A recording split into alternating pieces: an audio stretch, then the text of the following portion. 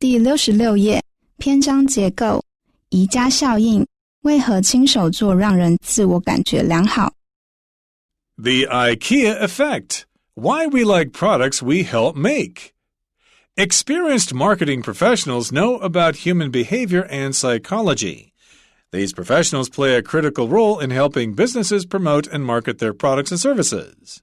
One psychological strategy some marketers used has been named the IKEA effect. This principle is named after the Swedish company famous for manufacturing and selling furniture that must be assembled at home. Essentially, the IKEA effect states that consumers place a higher value on products they have helped build or create.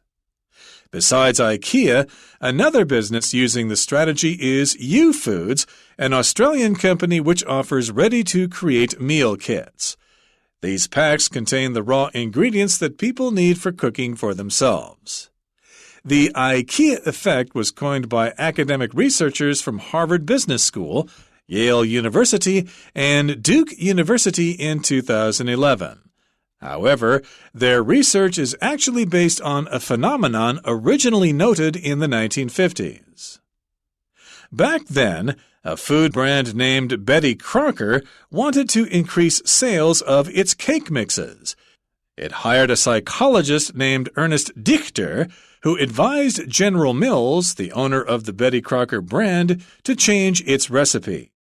Based on Dichter's advice, General Mills stopped using a dried egg powder in its Betty Crocker cake mixes.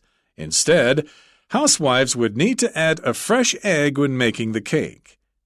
After General Mills made the change, sales of its cake mixes improved dramatically. It was determined that if housewives were required to add an egg to the cake mix, then the product was viewed more desirably.